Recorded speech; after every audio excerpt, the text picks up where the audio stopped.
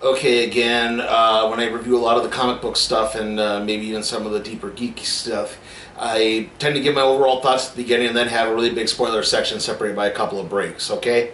Okay, so I'm opening up with my overall thoughts, then a big spoiler section, and then you'll probably see when that ends, and we'll wrap things up with trailers and what's coming up next, okay? Alright, so overall I'm going to give Venom Let There Be Carnage a C.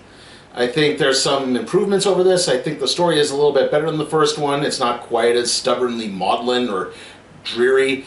The filmmaking is alright at times. There's some pumped up banter that definitely helps with a little characterization a bunch of the times. Unfortunately, this movie is really hindered by a still very pedestrian plot and too much holding back for the PG-13 rating. Or to put it simply, Carnage really doesn't wreak a lot of carnage. So, again, there's times where you could tell they really wanted to do something crazy and over the top, but they had to hold back because you can't make this thing rated R. So yes, that's why I'm giving this a C. It was alright, but it could have been way, way better, I think. Spider-Man's power in your hands. Spider-Man's web blaster and invincible glove to control the evil goblin. Get your web blaster ready and get him. Try to escape, villain! Spider-Man's web blaster, the power is in your hands. Popped Extendy sold separately. And now, the movie's new action figures collection. Fully posable. You can get them all. Spider-Man. Each sold separately.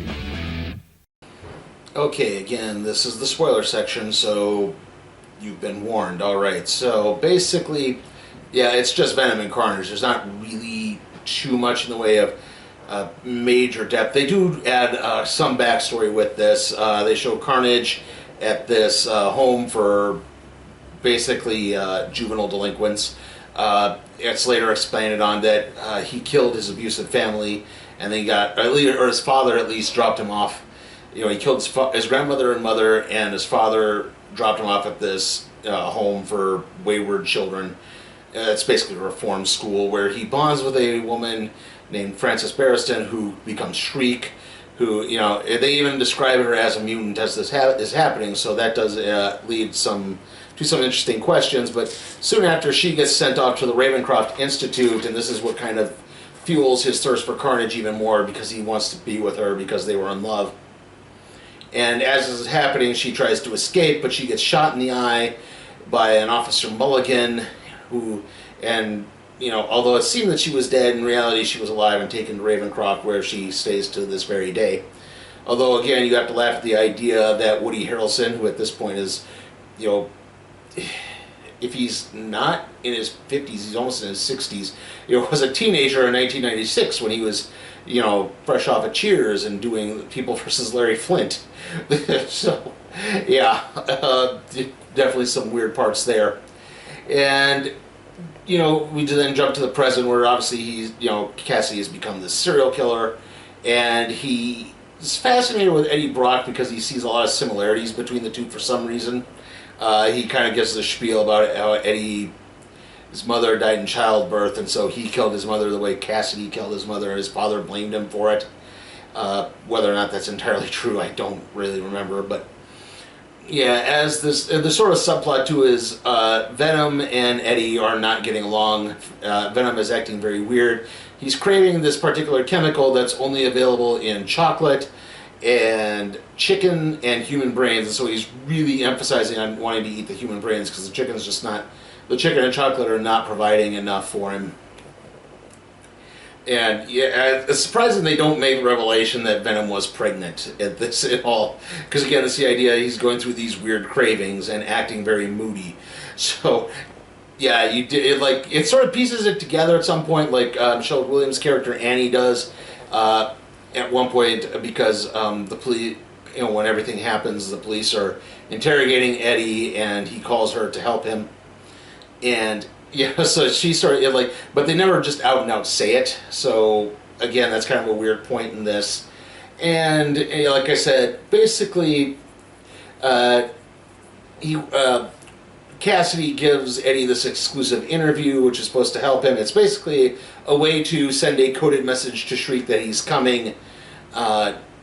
via the newspaper, because Shriek still gets it when she at the Ravencroft Institute, where she's kept in this chamber which protects everyone from her sonic screams. And then from there, like I said, Eddie and Venom are just kind of at each other's throats, especially when they find out that Annie is now engaged to Dan. And from there, things just really start falling apart. And then what makes it worse is when there's one more piece that happens. There's one more visit, and Cassidy keeps goading Eddie into attacking him. Venom attacks him, and Cassidy responds by biting Eddie's finger, and that's where he gets the Carnage symbiote from. The symbiote pops out while Cassidy is being executed, which, they actually have to make a plot point there because California doesn't have the execution anymore. But what happened was Eddie used Cletus to basically discern the location of the bodies of several of his victims, and that apparently finding all of them in this one place was enough to more than cause the death penalty to be temporarily reinstated.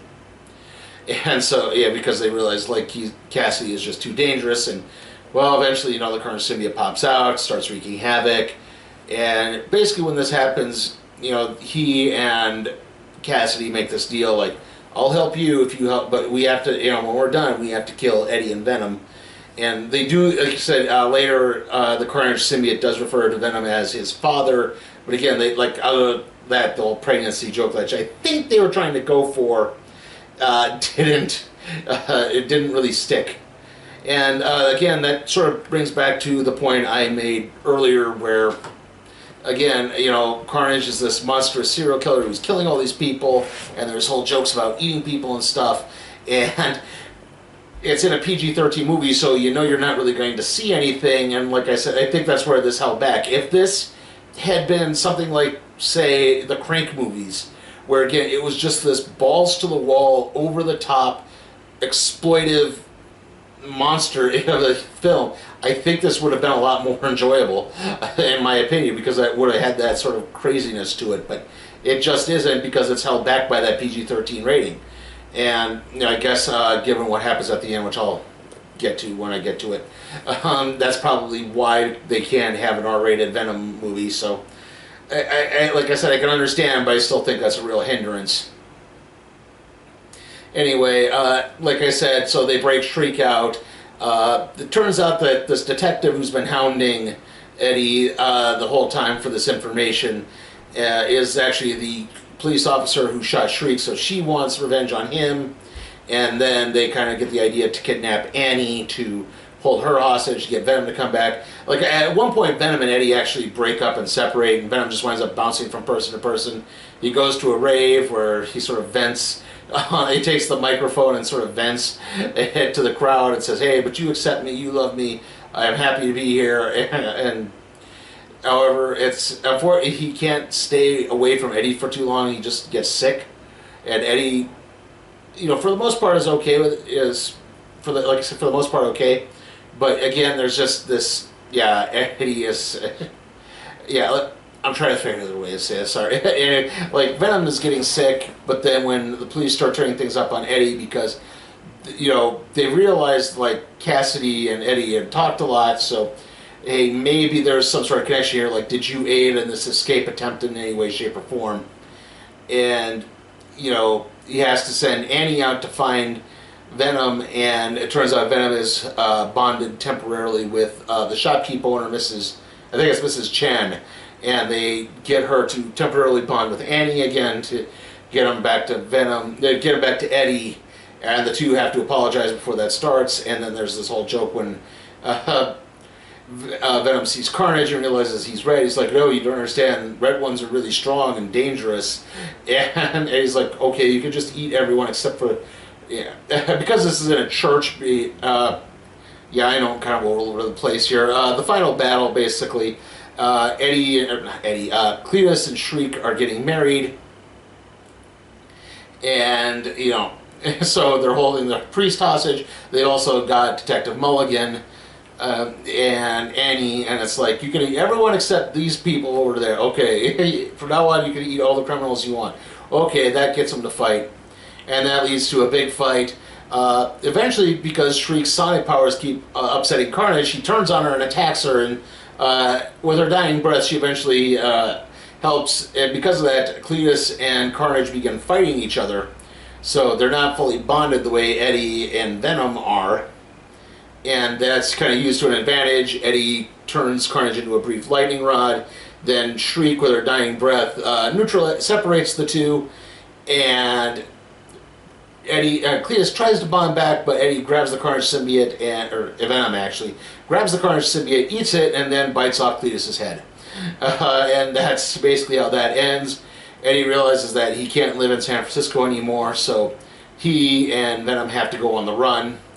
And that leads us into a post-credit scene in Mexico. They're in this rundown Mexican hotel where they're watching a telenovela, and then suddenly, Venom says, kind of talks about, well, we've traveled, symbiotes have traveled the universe for years, we've accumulated, for millennia, we've accumulated so much knowledge, to even let you in on a millionth of it could overload your brain. And Eddie's like, really? He was like, yeah, let me show you just a little bit of it. And suddenly, the whole world suddenly changes, and the rundown hotel is now this nice, pleasant beach resort, and it's nice and calm, and he looks up on the screen and he sees J. Jonah Jameson revealing the identity of Peter Parker as Spider-Man.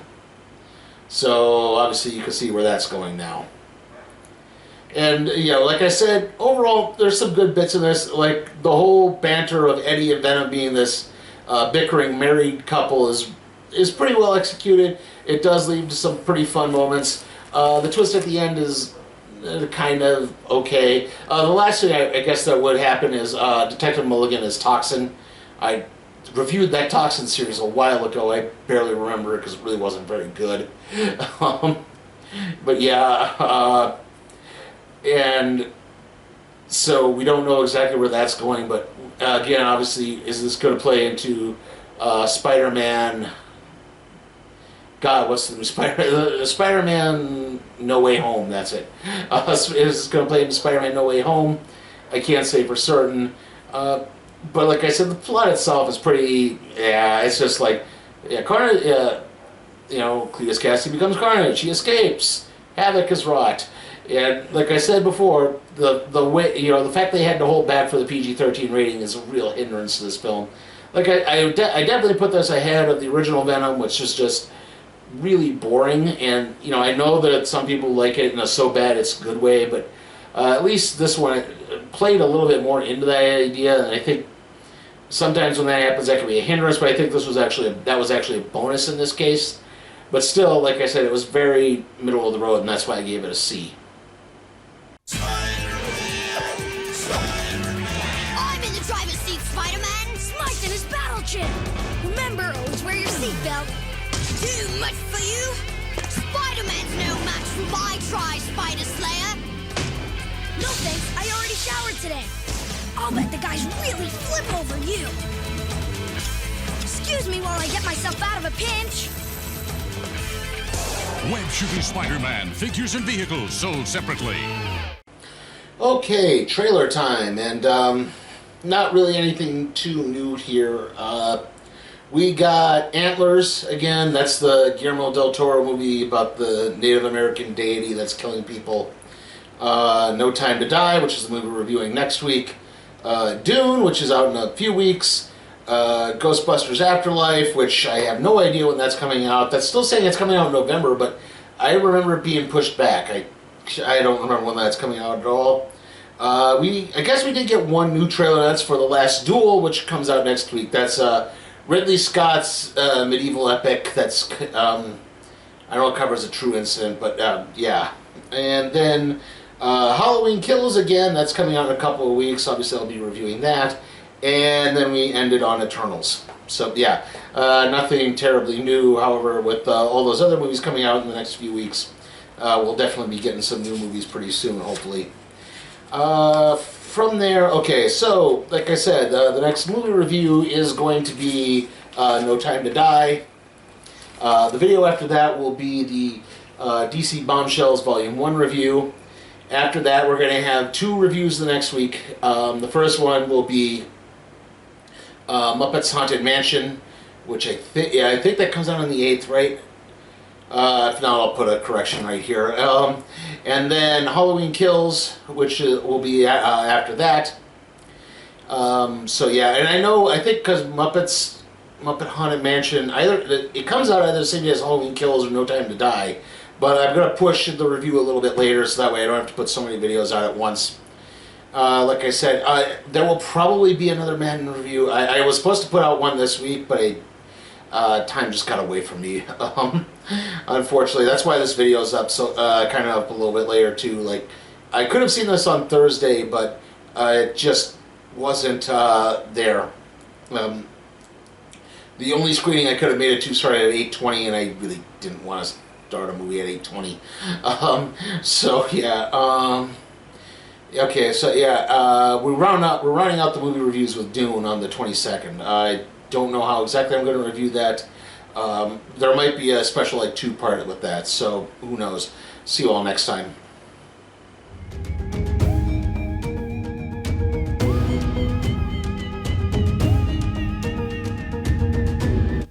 Hey guys, remember, you can help support my channel at patreon.com/SleepyTimeForCat Productions, where you can help request a movie, even if it's something like, say, Sonic the Hedgehog or the next Purge film. I'll review it.